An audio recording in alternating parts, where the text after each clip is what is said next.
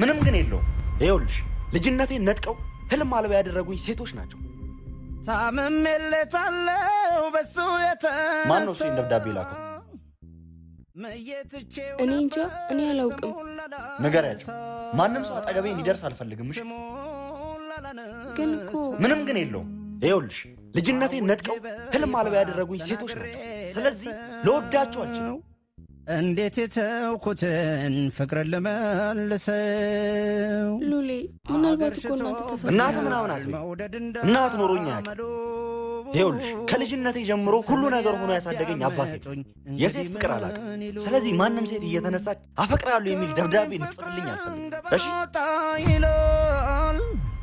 እኔም ትቻለው ምን ፍጠር ይለኛል፣ ምን ፍጠር ይለኛል። እሺ እናትህ በሰራችሁ ስህተት የእኔ ጥፋት ምንድን ነው? ይህን ደብዳቤ ጻፍሽው አንቺ ነሽ እንዴ?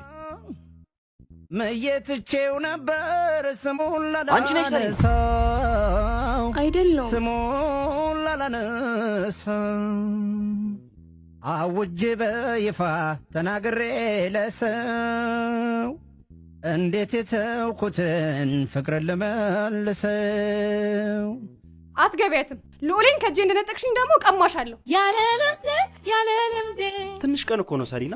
ይኸውልሽ ጸረ ተባዩን ለገበሬዎቹ ረጭቼ የላቸው ቶሎ መመለስ ደግሞ ሰምቻለሁ። እሺ ሴት ናት አይደል የደወለችልኝ? እንዴ ኧረ እባክሽ ሰሪና። እንዴ አለቃዬ ወይዘሮ ማዛ እኮ ናቸው የደወሉልኝ። ብትሆንስ ካልጠፋ ቀን ዛሬ ነው እንዴ ጸረ ተባይ እርጭ ብላ የምትደውልልኝ? እሺ ቆይ አልመጣም አልረጭም ልበላቸው። ስራ እኮ ነው ሰሪና። ደግሞ አለቃዬ ወይዘሮ ማዛን አንቱ እያልሽ ጥሪያቸው። ምክንያቱም 90 ዓመታቸው ነው። 90 ዓመታቸው በእነሱ አይበስም። ኧረ እባክሽ ኧረ ተይ ሰሪና። ኧረ ሰው ምን ይላል? ዝም በይ ደግሞ ማለት ነው። ጸረ ተባይ ለመርጨት እንደዚህ ቆንጆ ሆነ መሄድ አይጠበቅብህም።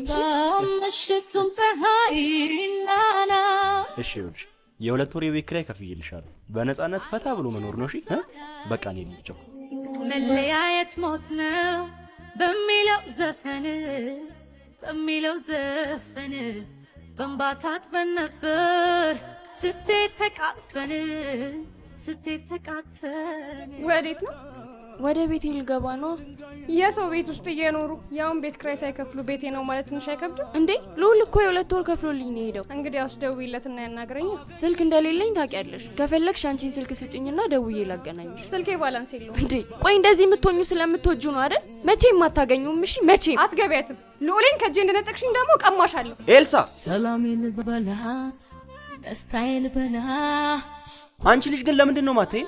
ዘርበይ በእናትሽ እምነቴን ልበላ ሞቴን ልበላ የፍቅርህን ውሃ ህማሜ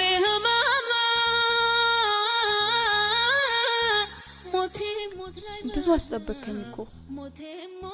በህይወቴ የሚከብደኝ ነገር ፍቅር ይሆናል ብዬ አስቤ አላውቅም ነበር። ይከብዳል። መውደድ ስሜቱ እንጂ ደስ የሚለው ፍርሃቱ ሰላም ይነሳል። ግን ምን ነበር ያስፈራሽ? አንተን ፈራውክ። ያኔ ስወድ ሸክሙ በዚህ ልክ እንደሚከብደኝ ባውቅ ኖሮ አልቀርብህም፣ አልለምድህም ነበር።